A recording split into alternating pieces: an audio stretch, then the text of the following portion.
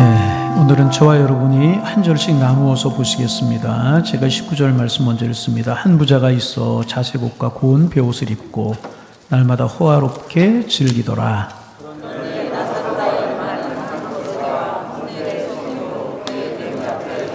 그 부자의 상에서 떨어지는 곳으로 배불리려 하매 심지어 개들이 와서 그 헌대를 핥더라.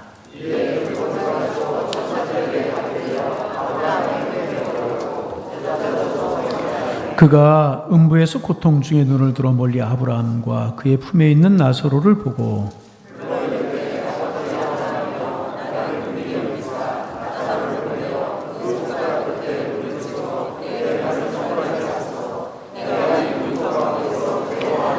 아브라함이 이르되 예 너는 살았을 때에 좋은 것을 받았고 나사로는 고난을 받았으니 이것을 기억하라. 이제 그는 여기서 위로를 받고 너는 거기서 괴로움을 받느니라.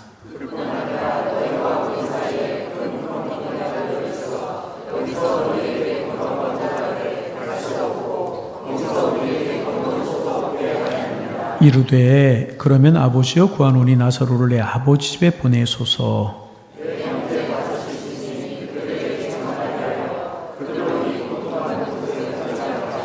아브라함이 이르되 그들에게 모세와 선지자들이 있으니 그들에게 들을지니라.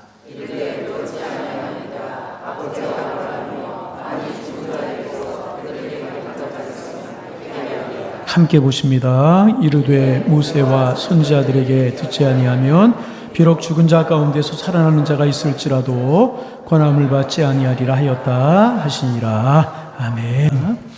시어머니와 며느리가 대청마루에 앉아서 두런두런 이야기를 나누고 이제 있었습니다.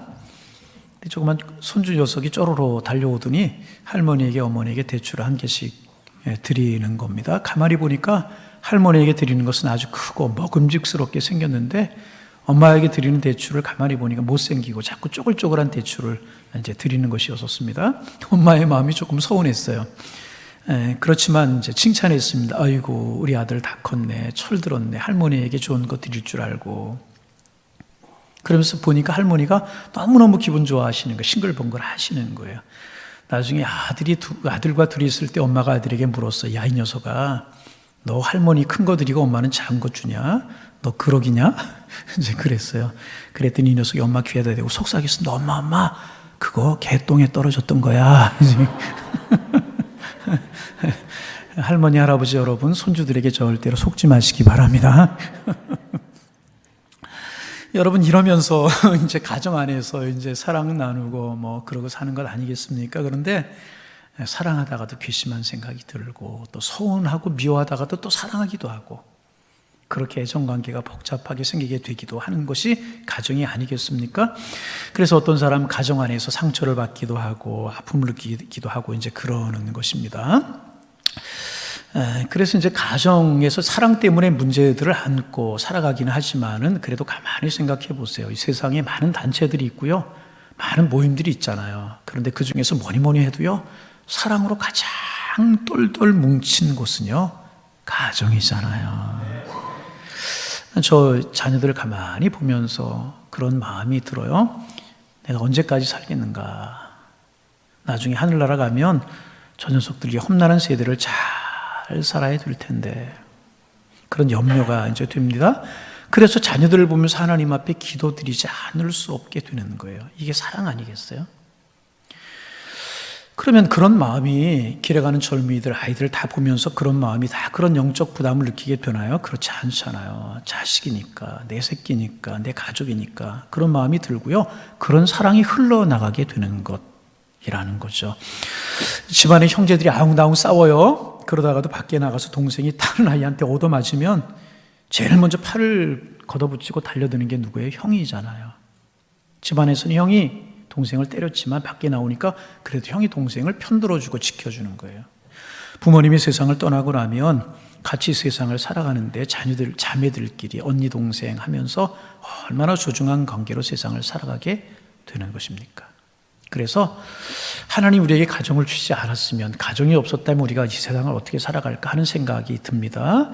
하나님께서 우리가 세상을 살아가는 데 필요한 것들을 많이 주셨어요. 그렇지만 그 중에 빼놓을 수 없는 축복이 뭐냐 하면 가정을 주신 것이라는 거죠. 그래서 여러분, 소중한 가정을 주셔서 험난한 세상을 살아가는데 서로 의지하고 서로 축복하며 살도록 하신 하나님 앞에 여러분 감사할 수 있고 찬송과 영광을 올려드려야 할 줄로 믿습니다. 이 가족 사랑은요, 어디 가서 특별히 배워야 되는 게 아니잖아요. 본능적이에요. 본능적으로 가족 사랑의 마음 우리 속에 우러나게 되는 것입니다. 그래서 세상에서 별로 존경받지 못할 사람, 심지어 악한 사람조차도 가족은 사랑하게 되어 있잖아요. 오래전에 그 매스컴에 한번 보도된 적이 있잖아요. 자녀가 잘못하고 살인을 했어요. 종신형을 받고 감옥에 있는데 노모가 옷바라지하고 뒷바라지하고 힘들지 않느냐고. 아니라고. 내 자식 저렇게 험한 사람이 아니었는데 사람 잘못 만나서 그렇다고 착한 사람이라고 평생을 뒷바라지했다는 그런 이야기 여러분 아시잖아요. 사랑. 악한 사람도 가족은 사랑하게 되어 있는 것입니다. 여러분, 오늘 본문은요, 예수님께서 말씀하신 비유입니다. 본문에도 그런 이야기가 이제 나오고 있어요. 호화롭게 잘 살고 있는 부자가 한 사람이 있었고, 그 집 대문간에서 피부병을 앓으면서 불쌍하게 살아가는 거지 나사로가 이제 있었습니다. 얼마간의 세월이 지난 다음에 부자도 세상을 떠나고 거지 나사로도 세상을 떠났어요. 여러분, 세상에서 죽음처럼 공평한 거 없어요. 부귀영화를 가지고 명예권세를 가져도 가고요. 가진 것이 없고 있는 것이 없고 손에 든 것이 없어도 갈 수밖에 없어요. 죽음처럼 세상에 평등한 일은 없는 것입니다. 그러나 죽음 이후의 이야기는 천양지차로 다르게 이제 되는 것입니다. 거지 나사로는 천사들에게 들려서요, 낙원에 가서 아브라함의 품이 안겼어요. 그러나 이 부자는 하데스라고 하는 음부에 떨어져서 아주 심한 고통을 이제 받게 이제 됩니다. 고통 가운데서 고통의 불꽃 가운데 저만큼 보니까 나사로가 아브라함의 품에 안겨 있는 것을 보았어요. 즐겁게 살아가는 것을 보았어요. 부자는 고통 가운데서 아브라함에게 두 가지 요청을 이제 하게 되는 이야기가 본문에 나오잖아요. 첫 번째 요청이 24절이에요. 불러 이르되 아버지 아브라함이여 나를 긍휼히 여기사 나사로를 보내어 그 손가락 끝에 물을 찍어 내 혀를 서늘하게 하소서. 내가 이 불꽃 가운데서 괴로워하나이다. 나사로 손끝에 물 한 방울 찍어서 내 혀에 떨어뜨려 달라. 얼마나 힘들었으면, 얼마나 목이 말랐으면, 얼마나 고통스러웠으면 손가락 끝에 물 한 방울 적셔서 내 혀에 떨어뜨려 달라고 아브라함에게 간청을 했겠습니까? 이것이 하나님을 알지 못한 자기의 마음대로 살아간 사람의 말로라는 것입니다. 그러나 이 부자를 보면서 참 마음이 아파와요. 얼마나 힘들까. 그런데 이 비유 속에 나오는 부자의 처지를 보면서 안타까워만 하고 있어서는 안 되는 거예요. 왜냐하면 히브리서 9장 27절에 보면 이렇게 말씀하셨어요. 한 번 죽고 심판을 받는 것은 세상 모든 사람에게 정해진 것이다. 한 번 죽고요, 죽음 후에는 뭐가 기다려요? 심판이 기다리는데 그것은 사람에게 정해진 거라는 거예요. 그래서 여러분, 이 부자를 보고 안타까워할 것이 아니라 부자를 보면서 믿음으로 살아갈 것을 다짐하고요, 깨어있기로 다짐해야 될 것이라는 것입니다. 왜냐하면 우리가 믿음으로 살면 우리를 사망해서, 그 믿음이 우리를 사망해서 생명으로 옮겨서 심판을 받지 않도록 해줄 것이기 때문에 그렇다는 거예요.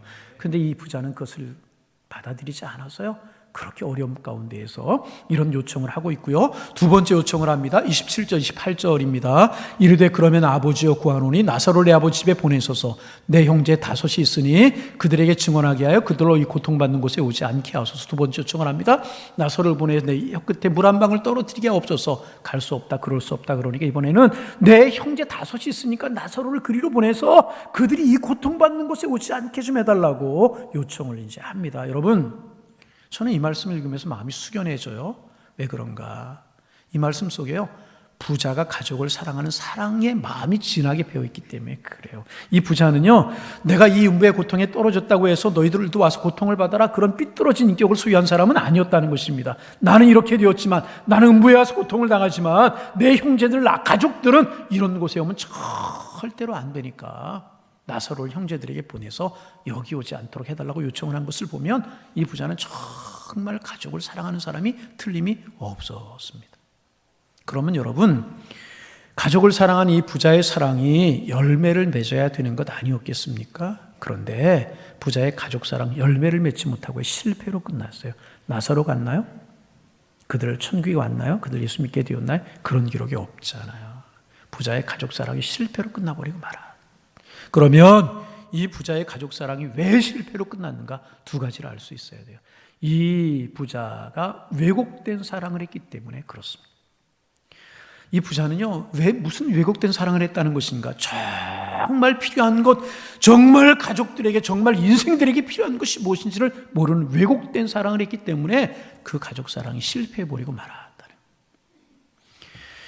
마당을 나온 암탉이라고 하는 동화가 있습니다. 황선미라고 하는 분이 쓰신 이제 동화예요. 짧은 동화인데, 마당을 나온 암탉이라고 하는 동화.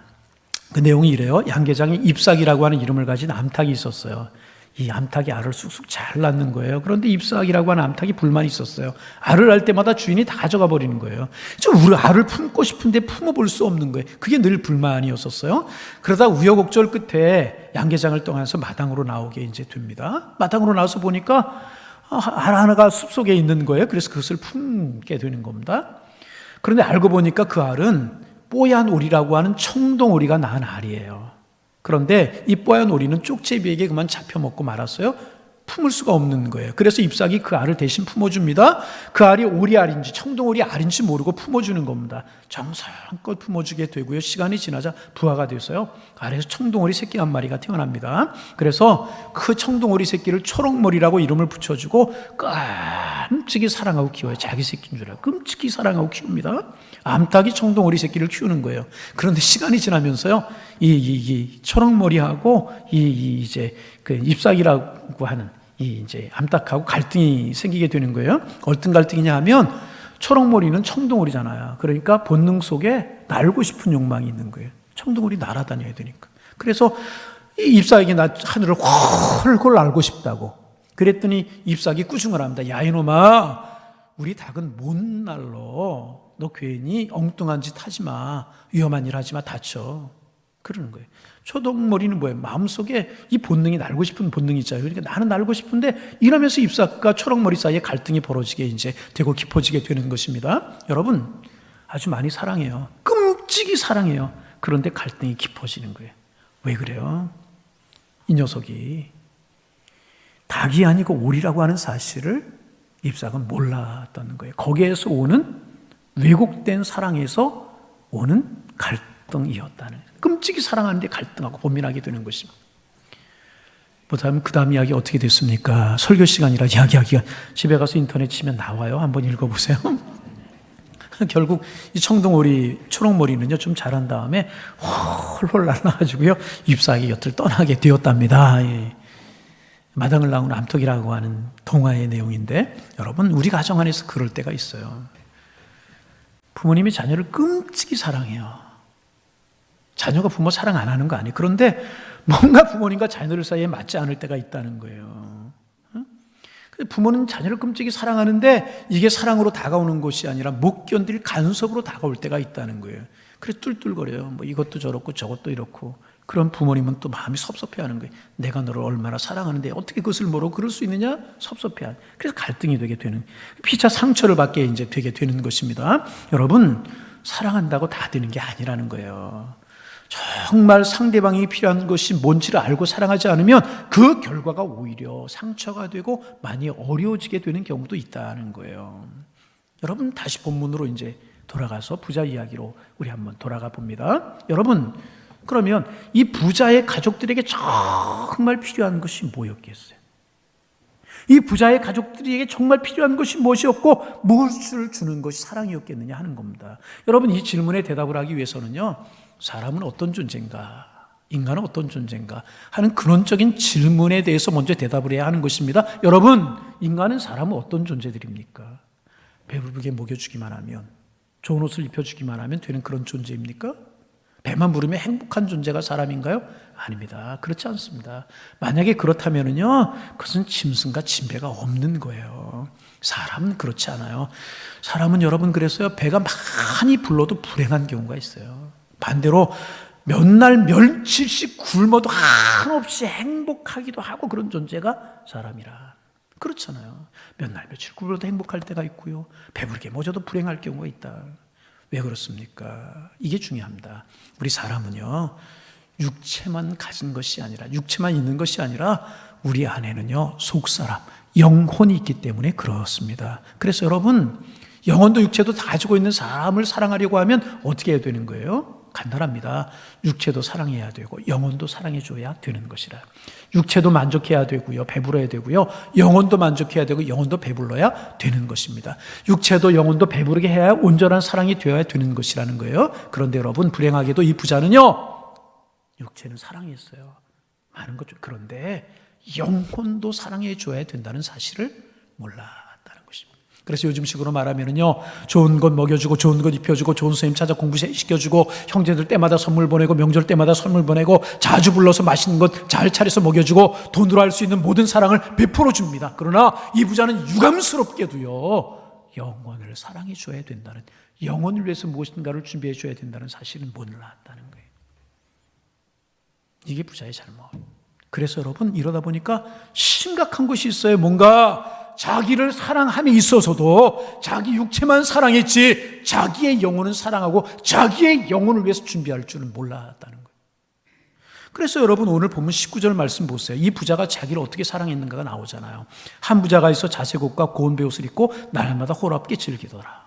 좋은 옷을 입었어요. 자세고 고운 베옷을 입었어요. 날마다 호랍게 즐겨요. 그런데 그 어디를 보아도 자기의 영혼을 위해서 투자하고 자기의 내세를 위해서 투자하고 자기의 영적인 성장을 위해서 힘썼다는 기록은 아무 데도 없어요. 좋은 옷 입고 좋은 음식 먹고 호랍게 살았지만 영적인 투자, 영적인 관심은 없었다는 거예요. 먹고 싶은 거 다 먹고 입고 싶은 거 다 입고 하고 싶은 거 다 하고 돈이 있으니까 즐기고 싶은 거 다 즐기고 다 자신의 육체를 위한 자기 육체를 사랑하는 것이라. 그러면 여러분, 육체를 위해서만 이런 것들을 공급하면 우리 사람 행복합니까? 절대로 그렇지 않아요. 여러분, 오래전에 신문에서 읽은 거 기억나실 수 있을지도 모르겠어요. 서울시 청소비화원이 교통사고로 죽었어요. 뺑소니 차에 치여서 그 자리에 사망하는 사건이 있었어요. 그런데 요즘은 CCTV 이런 것이 잘 발달이 돼서 금방 잡을 수 있지만은 그 당시에는 그렇지 않아 가지고요, 뺑소니 사고라 범인이 누군지 몰라서 범인을 잡을 수가 이제 없었어요. 1년쯤 지나서 범인이 극적으로 잡혔다는 거예요. 그런데 범인이 어떻게 잡혔는가, 그 이야기가 좀 특별했어요. 자꾸 보니까 이 범인이 누구냐 하면 20대 초반의 여대생이었었어요. 이 여대생이 뺑소니 사고를 내고는 양심의 가책이 되었던 것 같아요. 그렇지 않겠습니까? 그래서 이제 포장마차에 가서 혼자 혼술을 하고 있는 거예요. 혼자 술을 마시는 게 혼술이라며요. 혼자 술을 이제 마시고 취해버리고 말았어요. 그리고는 술 주정을 하는 거예요. 근데 술 주정을 하는데 포장마차를 하는 아저씨가 가만히 들어보니까 술 주정 치고는 이상한 거예요. 내가 사람을 치워서 죽였다고 그러고, 언제 그랬다고 그러고, 무슨 차로 그랬다고 그러고, 술 주정을 하는데 이게 뭔가 이상한 거예요. 너무 구체적인 거예요. 그래서 신고를 해서 잡히게 되었다. 여러분, 이 젊은 여대생이 어떻게 그런 일을 저질렀겠습니까? 내용이 참 기가 막혔어요. 아버지가 상당한 부자, 재력가였다고 그래요. 이 딸이 대학에 들어가게 된 거예요. 그러니까 아버지가 좋아가지고 그때는 자가용 개념도 없을 때인데 자가용을 사줬어요. 승용차를 선물로 주고 용돈을 펑펑 주고, 차 있죠, 용돈 있죠. 친구들과 어울려서 먹고 마시고 놀다가 그만 음주운전을 하게 되고 교통사고를 했고 사람을 죽게 해버리고 놀래서 도망을 가버린 거예요. 결국 여러분, 쇠고랑을 차버리고 말아요. 이 기사를 보면서 마음속에 생각을 해봤어요. 여대생의 아버지가 차라리 가난했더라면 차도 사주지 못하고 용돈도 펑펑 주지 못할 그런 가정이었다면 어땠을까? 아마 주경야독하면서 아르바이트를 하며 성실하게 살았더라면 오히려 이 여대생이 건실한 인생을 살 수 있었을 텐데, 아버지의 그 부유한 아버지의 왜곡된 사랑이 차라리 가난한 것보다 못한 결과를 가져온 것이 아닌가, 그런 생각을 해본 적이 있어요. 여러분, 풍성하게 잘 입혀주고 잘 먹여준다고 그게 올바른 것은 아니라, 바른 사랑만은 아니라. 부자 보세요. 부자 보세요. 꿀단지 속에 파리가 꿀을 먹으러 들어갔어요. 꿀을 먹다가 꿀에 달라붙어서 나오지 못하고 이 벌이 죽잖아요. 여러분, 세상에 좋은 것이 너무나 많고 세상에 누리는 것이 너무나 많으니까 이 사람이 영혼에 대해서 관심이 없었어요. 내세에 대해서 관심이 없었어요. 영적인 성숙, 사람이 언제 어디로부터 왔다 어디로 가는 일, 영적인 일에 대해서 전혀 관심이 없었어요. 자기의 영혼이 삐쩍 말라버렸어요. 자기 영혼이 병들어가고 있는 것도 모른 채 향락 속에 살다가 꿀단지 속에서 빠져서 죽은 벌처럼 결국 망해버리고 만 것이라. 자신의 영혼을 사랑하는 일이 있어서도 이 부자가 실패해버리고 말았다는. 그래서 여러분 성경을 보면 마음 아프기도 하고요, 재미있는 사실이 있어요. 오늘 본문을 여러 번 읽어보세요. 부자 이름 나와 있어요? 부자 이름 안 나와요. 누군지 몰라요. 그런데 거지 이름은 나와 있어요. 뭐예요? 나사로. 나사로의 뜻이 뭔 줄 아세요? 하나님의 도우심이다, 그런 뜻이에요. 여러분 세상적인 상식으로 생각하면 가난한 거지의 이름은 알려지지 않아도 돼요. 그렇잖아요. 부자의 이름은 다 알아야 되는 것이잖아요. 이게 세상의 상식이잖아요. 그런데 예수님께서 말씀하신 이 비유에는 반대였었다는 거죠. 나사로 이름이 너무나도 분명히 나와요. 거지였지만 그러나 부자 이름이 없어요. 어디를 찾아봐도 부자 이름이 없어요. 무슨 뜻입니까? 이름이 없다는 것은요, 그의 인생, 너의 존재에는 기억할 가치도 없다는 거예요. 이름이 없다는 게 그 인생에 하잘 것 없다는 거예요. 부자면 뭐예요? 잘 살면 뭐예요? 가치 없는 인생, 이름도 없는 인생, 기억할 필요도 없는 그런 인생이 되어버리고 막 실패한 인생을 살아. 자기 사랑에 실패했고 가족 사랑에 실패했고. 그러나 여러분 세상에서 아무리 초라해 보여도요, 없어 보여도요, 하나님께서 그 이름과 그의 인생을 기억해 주는 사람들이 있잖아요. 누구예요? 구원받은 하나님의 사람들, 예수 그리스도 십자가 보혈을 믿고 예수 그리스도 십자가 보혈이 마음속에 새겨진 사람들은요, 하늘의 생명책에 그 이름이 기록되어 있는 줄로 믿습니다. 우리 양일교회 성도님들 가슴속에 예수님이 십자가 새겨지셔서 그래서 하나님이 기억하신 바가 되는 인생, 기억하신 바가 되는 인생들 살아가실 수 있기를 주님의 이름으로 축복합니다. 부자 화려하게 살았어요. 아무리 재산 많으면 뭐예요? 화려하게 살면 뭐예요? 이름도 없는 존재. 왜? 영적인 일에 관심이 없어서. 영적인 일에 관심이 없었다는. 그래서 여러분 우리의 육체를, 우리 자신의 육체를 편안하게 해주고 사랑하는 것 이상으로 여러분 우리의 영혼을 사랑할 수 있어야 돼요. 우리의 육체를 배부르게 하는 것 이상으로 우리의 영혼을 날마다 채워나가야 되는 것이라. 여러분 영혼을 위해 투자하실 수 있기를 바랍니다. 영혼을 위해 투자하는 인생을 살아갈 수 있어야 될 것이라. 그러면 영혼은 무엇으로 채울까? 영혼의 양식이 무엇인가? 분명하죠. 여러분 영혼의 양식은 하나님의 말씀입니다. 하나님의 말씀이 영혼의 양식인 줄로 믿습니다. 예수님 마태복음 4장 4절에서 말씀하셨잖아요. 이르시되 기록되었으되 사람이 떡으로만 살 것이 아니요 하나님의 입으로 나오는 모든 말씀으로 살 것이니라. 할렐루야. 하나님의 말씀이 양식이라는 거예요. 하나님의 말씀을 양식으로 삼고 살아야 된다는 것입니다. 그러면 그 말씀이 우리에게 어떤 은혜를 가져오는가? 말씀 우리 속에 믿음을 가져오는 거예요. 로마서 10장 17절. 그러므로 믿음은 들음에서 나고, 뭐를 들어요? 하나님의 말씀, 예수님의 말씀 들음에서 믿음이 나고, 들음은 그리스도의 말씀으로 합니다. 그렇게 말씀하셨잖아요. 여러분 말씀이 우리에게 믿음을 가져다 주는 줄로 믿습니다. 그래서 잘 말씀 듣고 읽고 그래야 돼요. 또 종교개혁자 마틴 루터가 그렇게 이야기를 했어요. 하나님의 말씀이 주어지고 그 자리에 성령께서 역사하시면 사람들의 마음속에 믿음이 생겨난다 그랬어요. 여러분 우리 속에 말씀이 없이는 믿음이 절대로 생기지 않아요. 그래서 여러분 교회 나와서 말씀 들어도요, 이렇게 하면 이리로 들어와서 이리로 나가고 그러면 절대로 믿음이 생겨나지 않아요. 이렇게 들어와서 이렇게 들어가요. 말씀 속에 새겨져야 믿음이 생겨나게 돼요. 여러분 말씀 잘 듣고 읽으셔서 정금보다 귀한 믿음 가지실 수 있기를 소망합니다. 하나님 칭찬하시고 하나님이 기억하는 믿음 가지기를 바랍니다. 또 성령께서 역사하시지 않으면요, 아무리 말씀을 많이 들어도 믿음이 생겨나지 않아요. 그래서 하나님의 말씀이 주어지고 그 자리에 성령께서 역사하시면 사람들의 마음속에 믿음이 생겨나다. 마틴 루터가 그랬어요. 그래서 여러분 우리 양일교회 교우님들 말씀 잘 들으시고 여러분 속에 성령이 역사하셔서 정금보다 귀한 믿음 생겨나는 그런 예배, 그런 은혜의 삶이 되시기를 주님의 이름으로 축복합니다. 이 부자는 정말 필요한 게 뭔지 모르고 있었어요. 영적인 것을 몰랐다는 거죠. 그저 잘 입히고 잘 먹이고 잘 살고 나누어주고 때마다 시마다 베풀면 되는 줄 알았다는 거예요. 그래서 이 가족 사랑은요, 이 부자의 가족 사랑은 실패한 가족 사랑, 진정한 가족 사랑이 아니었다는 거예요. 두 번째, 이 부자의 가족 사랑이 실패한 이유는요, 기회를 놓쳤기 때문에 그래요. 부자 죽었어요. 죽으면 그 순간 다 기회가 사라지는 거예요. 나를 사랑할 기회도 없어지고요, 가족을 사랑할 기회도 없어지게 되는 것입니다. 부자가 죽는 순간 기회가 다 사라져버리고 말아. 나중에 나사로를 보내어서 우리 형제들 여기 오지 않게 해달라고 요청했지만 그 아무런 기회가 없었어요. 왜? 기회를 잃어버렸기 때문에. 여러분 우리가 나를 사랑하는 것도 기회가 있는 것이고요. 가족을 사랑하는 것도 기회가 있는 것이라. 바라기는 우리 건강 주시고 하나님이 생명 주신 동안에 하나님 잘 믿기를 바랍니다. 하나님 잘 믿어야 돼요. 그리고 내가 기억력이 있고 분별력이 있는 동안에 하나님의 말씀 많이 듣고 많이 읽고 많이 마음에 새겨야 되는 것이라. 그리고 깊이 기도하는 삶으로 신령한 은혜로 우리 영혼을 가득 채우는 일에 힘써야 되는 거예요.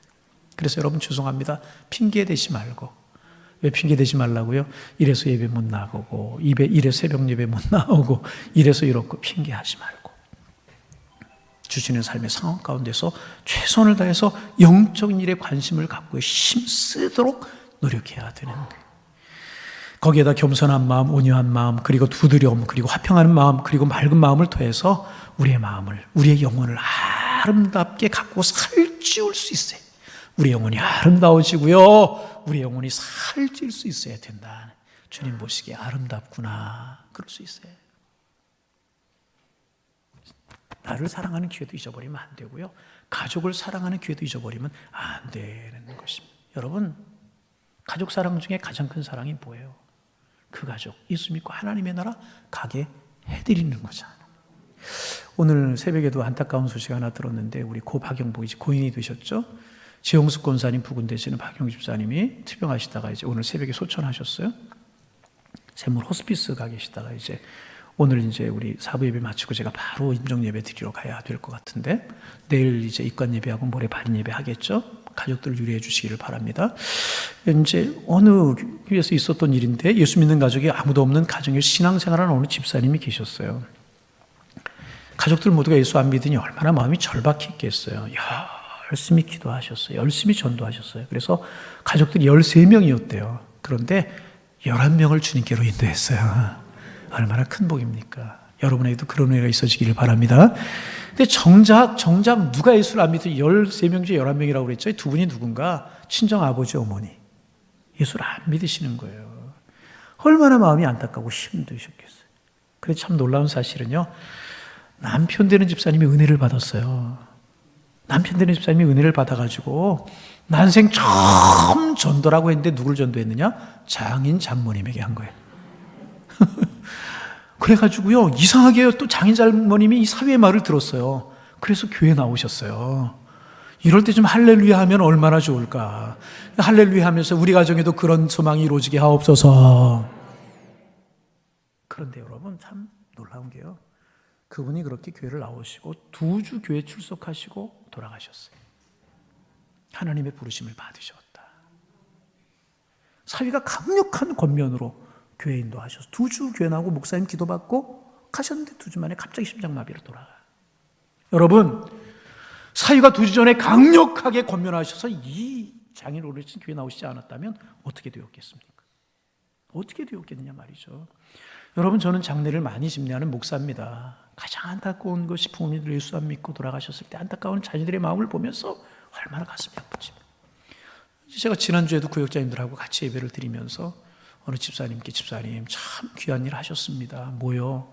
집사님 부모님이 연세 많으신데 교회 나와서 교회 잘 나오시게 해드렸으니 얼마나 큰 효도를 하신 것입니까? 집사님 참 잘해주셔서 그런 이야기를 한 적이 있었어요.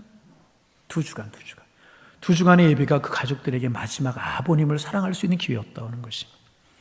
그 가족들이요, 그 사위가요, 딸이요, 아버님께 해드릴 수 있는 최고의 사랑을 해드린 거. 여러분, 한 생명이 천하보다 귀하다고 그랬잖아요. 예수 믿지 않으시면 무슨 소리예요? 여러분, 이를 위해서 여러분 뜻을 정하고, 이를 위해서 여러분 믿지 않는 가족들이 있다면 뜻을 정해야 돼요. 금식하고 때로는 처리하면서 우리 기도할 필요가 있는 거예요. 중요한 이 부자의 절규를 보세요. 아버지 아브라함이요, 나사로를 보내어서 그들 여기 와지 않도록 좀 이야기할 수 있도록 해달라고 부탁하는 이 부자의 마음을 우리가 이 마음속에 담을 수 있어요.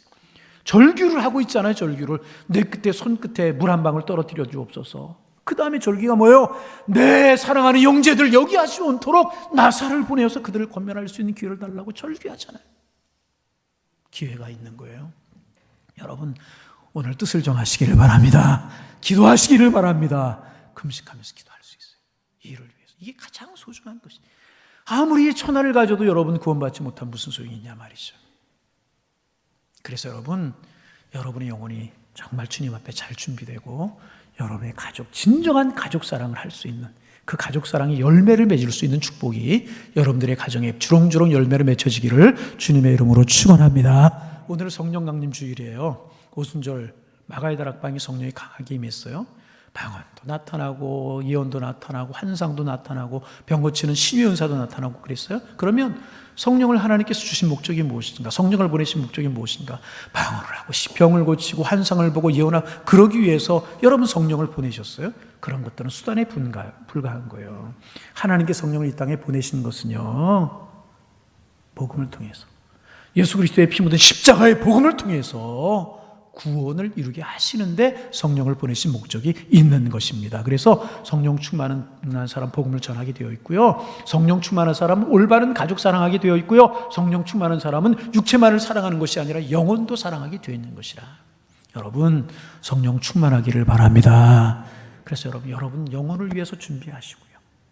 가족 사랑, 진정한 사랑, 하나님 알게 하는 그런 축복이 있어야 될 것이라. 그래서 여러분의 가정에 구원의 은총이 넘쳐오르고 우리 교회에 속한 모든 가정들 속에 구원의 축복이 이루어져서 여러분의 가족들 모두가 구원받고 여러분의 영혼이 날마다 풍성해지는 그런 축복이 있고, 그래서 우리는 고마워라 임마누엘, 예수만 섬기는 우리 집 찬송하며 사는 복 있는 가정들이 되시고요. 영적인 가정인 우리 교회도 더 든든히 세워줘서 하나님 기뻐하시는 그런 은혜가 있기를 소망합니다. 정말 진정한 사랑, 나를 위해서 진정한 사랑이 무엇인가, 가족을 위해 진정한 사랑이 무엇인가를 깨닫고 이 일들을 영적으로 잘 준비해 나가서 진정한 사랑의 열매가 있는 축복이 넘쳐나실 수 있기를 주님의 이름으로 축복합니다. 축복합니다. 기도하겠습니다. 하나님.